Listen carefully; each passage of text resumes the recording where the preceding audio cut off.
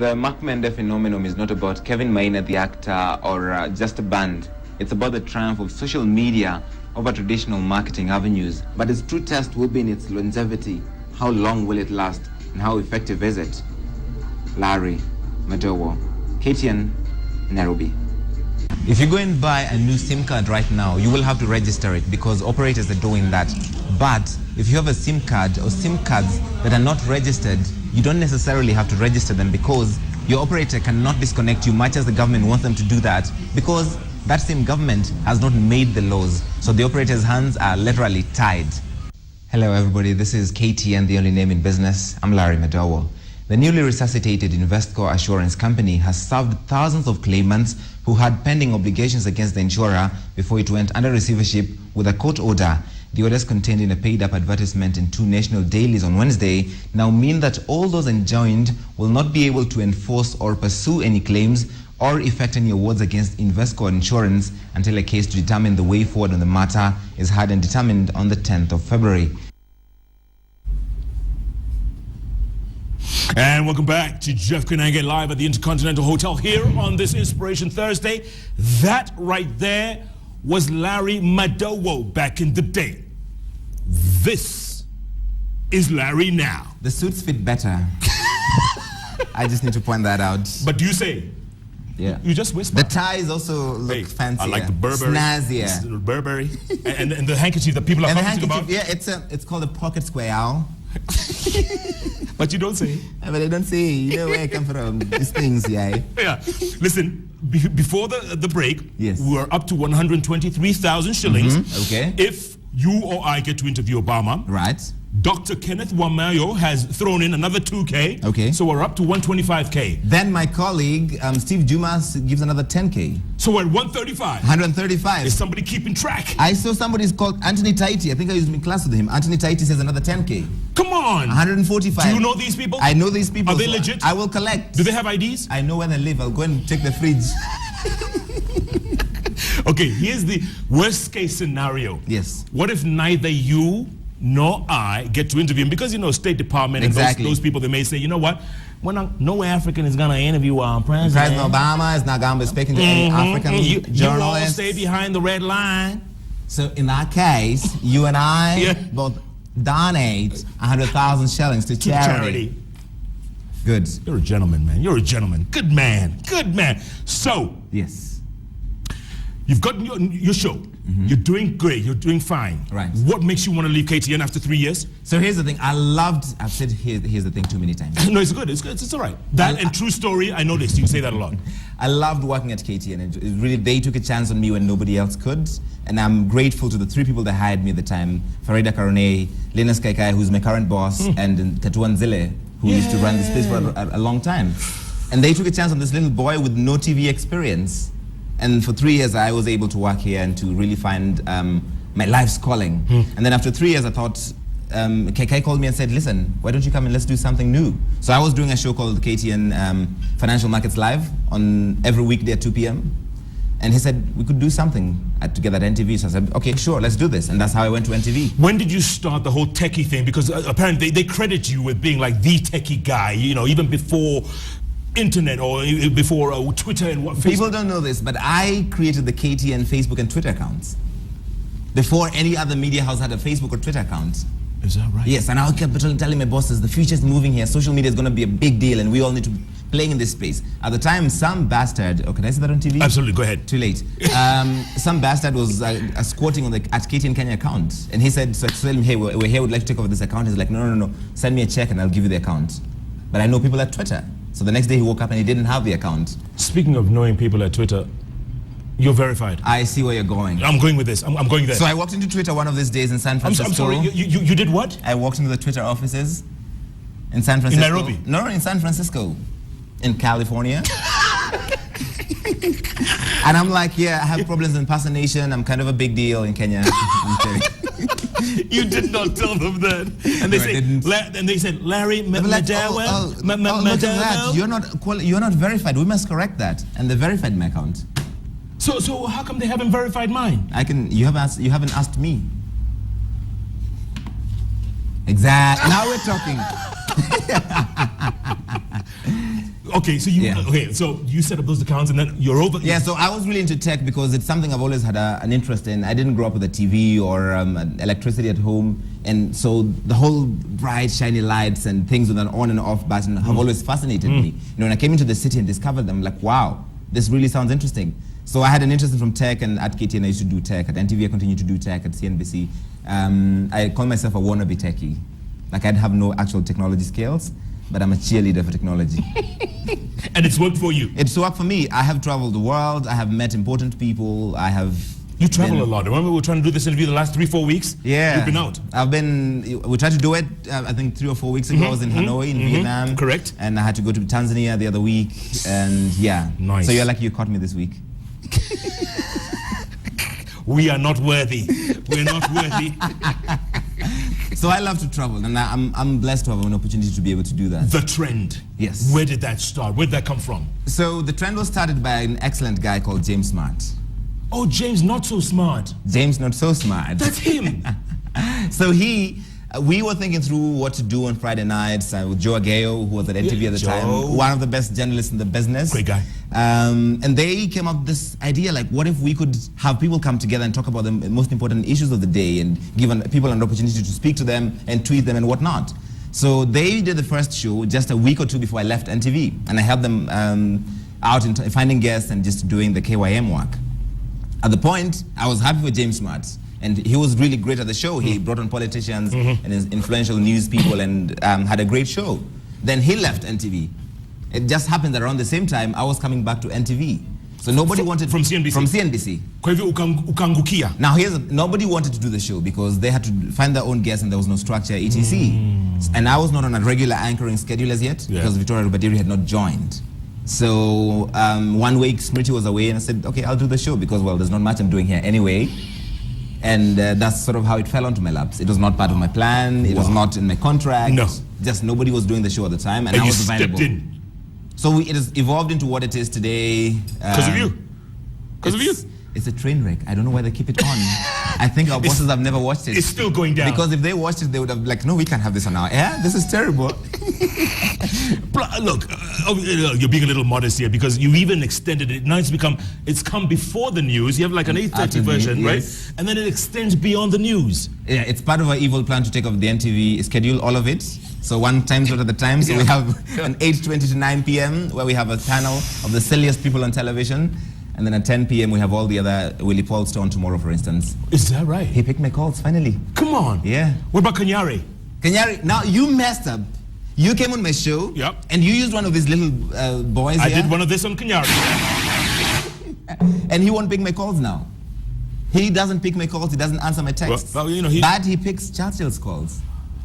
Uh-huh. He went on Churchill's show. Did you see that? I saw that. I saw that. What did you think? So would you invite him back? I see what you're doing.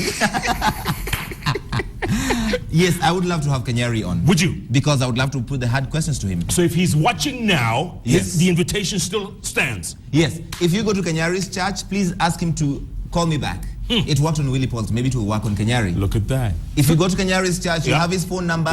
Inundate his Facebook page if he's got one, or his church line, the one for 310. Pigeni yo simu. Maybe we should send 310. I'm to me 310. Labda ni sida nataka. Labda. Weka maji kwa karai. You skipped the CNBC part. Wasn't that fun? Wasn't that okay? Didn't you enjoy that? CNBC was a lot of fun. I got to live in South Africa. Yes. And we'll come to xenophobia in a moment. Sure. Did you enjoy Joburg? I love Joburg.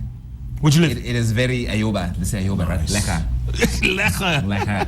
Joburg was so much fun, and I loved working for CNBC. It was an excellent experience, broadcasting to the entire continent. Good channel. Excellent channel. Talking business at the highest possible level in Africa. So it was a really great experience. Yep. And the people were always so nice to me. Is that right? They were interested in my language, and sometimes I'd speak in Swahili on air, and they were fascinated by that. Come on. And you were being you. I was being myself. Yeah. I was being myself, and that's what my bosses loved. And now all this xenophobia happening is very shocking. You lived in South Africa much longer than I did. 6 years, my brother. 6 years. Yes. What, people hostile to you? You can tell there, some, not all, obviously. There's some really, amazing South Africans, but there is that element of xenophobia, and of course, it's from decades of being enclosed, decades of not interacting with. So the fruits of apartheid. They are not only the rest of the world, but the rest of what they call Africa. Africa. You came from Africa. Correct. So the rest of us is like, wow, and you mentioned the fact that they love the way you spoke. Yes. Because, we're different. They don't expect Africans from Africa to speak like us. So we were different. But you could see with others, there's a bit of, xenophobia. Somalis. They kill Somalis over there, man. I mean, there's been a huge, high death rate. And this is especially in the poorer neighborhoods. Correct. So, it's tough. It's tough.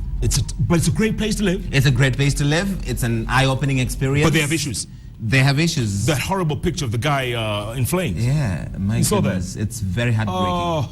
Very heartbreaking. Yeah. So, how long were you there? I was there at CNBC for 8 months. Where'd you leave? I lived in Sandton. Why did you leave? Oh. You know the way you speak, Jeff, I can keep up with you. Like, where do you live? Where do you live? They all sound the same. So I was just going to brag about that whole, should I just jump through the whole living in Sandton thing? Richest square mile in Africa? Okay, I'm just going to jump through it. Okay, so I left. I left because it became a little boring. It was routine. And I missed the excitement of working here. In Nairobi? In Nairobi. And I'd see stuff in the local news and be like, I really want to be able to cover this and to ask the questions. And I don't have that opportunity because people just don't watch it. Not enough people watch CNBC here. And it's a business channel. Larry, people would kill for the job you had over there. Exactly. To be out there, at that level. They would have loved it, yes. Global. Continental-wise. Yeah. And I did enjoy it. I don't have regrets about doing CNBC. However, I missed playing in this scene. I missed playing here and being able to call Adan Duale, who doesn't know me apparently, even though I interview him every so often. He came back and said, oh, he's a great guy, man. He's a great guy. Oh, he's number one, Larry. I would love to be able to interview Adan Duale and ask him about why is Parliament behaving as it is? Or Alfred Keter, do you think what you did was right? Nice. And I didn't have that opportunity working on the business channel. And this is what a lot of people don't appreciate, right? Everyone thinks the grass is greener on the other side. The water bill is also higher. And the xenophobia. And the xenophobia, there's that too. You know what I'm saying? You miss being away from home. So the freedoms that we have, and I'm not just saying under this constitution because we've been working here for a while, the freedoms that we have in this country are incredible, aren't they? People should appreciate what we have in this country. Despite our many problems, you need to be away there to appreciate what we've got in this country. Yeah. There is nowhere like home. Yeah. And I've been around the world. There you go. I love coming back here. But you don't say. I don't say. Someone mentioned you have 64 teeth in your mouth. I have, that's a conservative estimate. I'm thinking that there's somewhere in the 80s. I've had them all my life. I have names for them, pet names, like this over here is Sharpie. People think you'll bring me down because of the number of my teeth? Yes. Come on. You know what I'm saying? I have had insecurities with every bit of my being. I was not the most likely person to be on TV. I didn't look right, I didn't sound right, I didn't go to the right schools. So I do know my insecurities and I'm used to them. You can't use those to bring None of those. No. And even if Jeff Koinange calls you Madowo. Please, I've had this name for 27 years. I've had every variation of it. Have you? Every one of them. What's the wildest? What's the wildest? Mandondo. I have had every one of them. Mandondo. And I'm used to them. You can't use that to bring me down. No. I'm like, yeah, man. Pick a number and join the queue. That's a great point. I want to save that for the next part because you're one of the few journalists I see who can take a hit. You can take it, whether it's on social media, whether Gafla loves you, by the way. I think Gafla has a quota. They have to write to Larry Madowo posts every day. Because they trade. Like, I look at it, I'm like, God, they have figured something out. If you put my name on a post, it's just going to go viral. Boom. That's crazy. Boom. So they do that every day. And because of all those other Gafla copycats and Pasho and Niazi and whatnot, they will do the same thing. Yeah. There's a whole pseudo-celebrity garbage industrial complex that exists in this country. Yes. That is ridiculous. I like that. G-I-C, garbage industrial complex. Yes. I like that. It's true. That's what it is. Does it affect you, Larry? Do you go home at late in the day after your job? You've done a fantastic job at work and everything, and you're going home and you get into your house, you've locked that door, and it's just Larry and the house. Does it get to you? It used to get to me when I started out. It used to worry me, like, these people don't know who I am. You've never met me. So why are you saying these things about me? Like, I don't know you. You probably would like me if you met me. And then I realized, as long as you're doing something that's unique, something that's different, you will find some pushback. And if you're doing ordinary things, nobody has a problem with you. But the minute you start going off the grain, then the quote, haters will come. I don't think they're haters, they're confused admirers. They really admire you, they don't know how to sell. Yeah, they don't know how to do that. And I think there's a bit of it which is envy. Some people are like, how can this kid be doing all these things at his age? You know, he can't be doing that. Or why does he get to go to all these important places and meet fun people, and he's joking around Bob Collymore on Twitter and etc. And Paul Kagame. And Paul Kagame, hanging out with Paul Kagame. Why does he get to do that? So there's a sense of compensatory narcissism, which is you only feel good about yourself if you bring somebody else down. I think that's sad. Ay, Kizungu nayo. Compensatory narcissism. I am my father's son. I love it. You are wise beyond your years, man. My goodness. Oh my. Oh my. Oh my. Wamadowo. I like that. You like that? I like it. Gonna take a break, come back, talk about, everybody's asking, does Larry have a girlfriend? We'll talk about that. Is it Rupadiwi? It is not. Oh my. Wamadowo. At Larry Madowo. I promise I'll read your tweets when we come back, because the tweets are coming in. Willie? I can't hear you. Thick and fast. Thick and fast. At Larry Madowo, at Koinange Jeff. The hashtag, the trend. Oh yeah, it's not about me. I keep saying that. JKL takes a break. We'll be back in a moment.